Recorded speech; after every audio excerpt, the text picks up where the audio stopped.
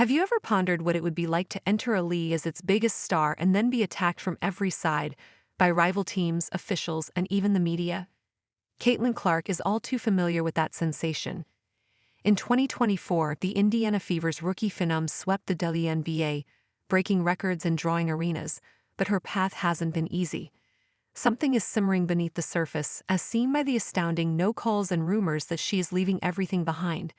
You wouldn't believe how crazy this story is, so let's take a closer look at the chaos around Clark. Caitlin Clark had an immediate impact after joining the WNBA. She brought a wave of hype from her Iowa days, when her logo threes and unafraid confidence had smashed the NCAA record books, when she was selected first overall by the Fever in April 2024. Her jerseys were snapped up by fans more quickly than any other player in league history because they couldn't get enough of her. With 18.7 points per game, 8.4 assists, and a flair for big plays that had arenas humming, her rookie stats supported it. However, it wasn't all cheers and highlight clips. Everyone was surprised by the level of toughness Clark encountered from her very first game. She was surrounded by opponents who threw elbows and hips at her as if she were the public enemy number one. Did the league's veterans view her as a danger to their reputation, or was this merely rookie hazing? For whatever reason, Clark continued to fire, and the spectators continued to watch. However, that was only part of the story. Imagine the following scenario. The Fever are playing the Connecticut Sun on September 22, 2024, as the playoffs get hotter. Dejanay Carrington lunges in as Clark is driving the lane with his sights fixed on the rim. Her palm strikes Clark in the face, sending the rookie tumbling after a hard slap to the eye. She falters and blinks rapidly, obviously scared, as a severe bruise begins to form beneath her socket. The crowd is standing, anticipating the whistle and justice. Nothing. Not a flagrant, not a foul, not even a look from the referees. For fans, it's a breaking point. The play continues as if it were no great issue. People on social media are incensed, calling it an obvious assault and a cheap shot because officials seem to be oblivious to Clark's suffering. Even though she had a difficult shooting night, she gave it her all and finished the game, but that black eye became a symbol. Was Clark being beaten by the referees, or was this just playoff intensity? The indignation intensified, and the subsequent events only served to fuel the fires. On August 28, the same opponent and a different drama occur. Alyssa Thomas of the Sun crushes Clark with a shoulder check that might have flattened a linebacker. Fans all gasp in unison as Clark strikes the deck with a crash that reverberates throughout the arena. Unquestionable contact that shouts blatant foul is cruel. The referees? They dismiss it with a standard foul call, which is hardly more than a smack on the wrist. Boos break out in the stands, and the response is even more intense online. One fan writes, "That's a cheap shot, not defense." Another calls on the league to intervene before Clark suffers a serious injury. Clark gets up, dusts herself down, and continues on, while Thomas, a veteran known for his tough play, escapes unharmed. Despite the knock, she finishes the game with 19 points, demonstrating her incredible fortitude, but the questions keep coming. Why does it seem that the authorities are ignoring the situation? And believe me, this wasn't the first time Clark was roughed up without the Stripes' support. Fast forward to a matchup with the Seattle Storm on August 18. Clark is energizing the fans during a timeout since the game is close and the energy is electrifying. Suddenly, Skylar Diggins-Smith comes forward and gives her a forceful shove. It's a purposeful shoulder collision that sends Clark staggering forward, and it's not subtle. Cheers give way to startled stillness in the arena, followed by irate jeers. That must be a foul, right? A technical for unsportsmanlike behavior, perhaps. Not at all. As if it were just another workday, the referees stood there with their hands in their pockets. Supporters lose it. Hosts bombard X with demands for clarification and criticism of Diggins-Smith for what appears to be small-time hostility. Without flinching, Clark drops 23 points to give the Fever the victory. However, the incident remains. What it communicates is more important than the shove alone. Her opponents can actually push her around and get away with it. What transpired during that same game later on? Oh, it gets more bizarre. At 7:14 p.m. on the same night, the third quarter began. When Clark misses a three, he becomes irate. The whistle sounds as she softly, mind you, just vents, hits the backboard padding. Technical error. She is told that it is disrespectful to the game of basketball by the irate referee. The arena is filled with stunned spectators.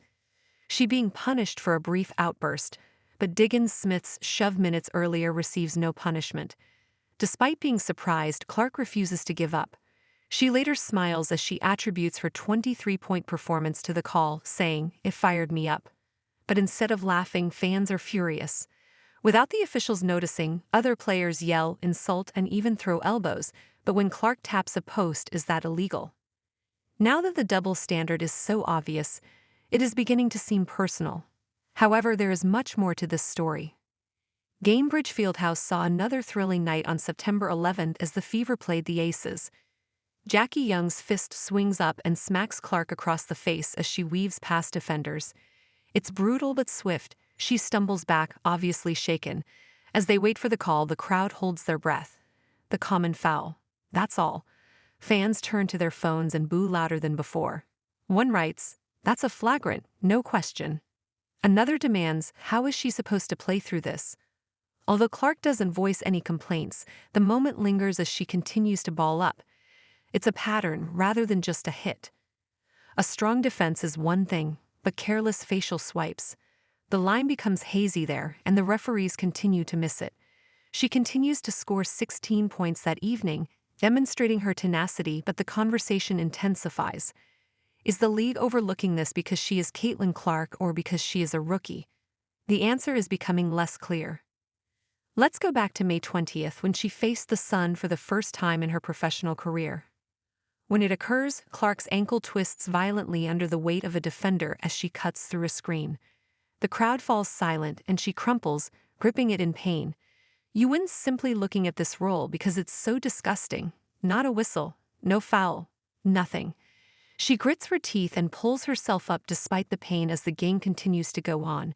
Fans lash out on social media, calling it a travesty and a safety concern that the league is ignoring. One wonders, what is a foul if that isn't one? Because that's who she is, Clark perseveres despite limping and continues to play. She finishes with 17 points, demonstrating her unrivaled grit. However, the referee's silence is not only annoying, it is also risky. How much is too much for one player to handle? This is where the story takes a turn for the worst. By the end of 2024, the rumors are growing along with the hits, no calls, and technicals. There are rumors that Clark is tired. Because the salary is higher and the physically is less harsh in Europe, many worry that she may leave the WNBA. Some speculate that she would take over a rival league, a bold move motivated by her dissatisfaction with officiating and the WNBA's treatment of its biggest star.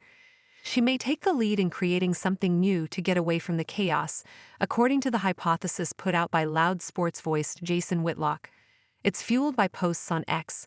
According to some, she was the target of 17% of the league's egregious fouls in 2024, which is a statistic that's difficult to ignore.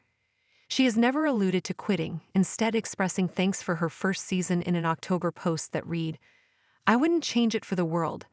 However, the chit-chat continues. Could you blame her for walking after all those missed calls, the ankle roll, and the black eye? And everyone would be shocked by what transpired next. Caitlin Clark's freshman season was a trial by fire as much as a test of her abilities. She made gasoline out of every shove, every hit, and every dubious call. Even though the stats minus 18.7 points, 8.4 assists, and Rookie of the Year tell a tale, the scars also do. She persevered despite Carrington's black eye, Thomas's bruises, and her ankle injury. She not only made it through, but flourished, leading the Fever to the postseason and drawing record attendance in the process. Perhaps the issue is because the WNBA has never seen somebody like her. The referees appear to be at a loss for how to deal with the supernova who is changing the rules of toughness and fame. The worst part is, though, what if this is only the beginning? What if Clark is planning her next move and the reports are true? The league must decide whether to safeguard its prized asset or risk losing her to something more powerful. From here, where does she go? Every fan has that question on their mind.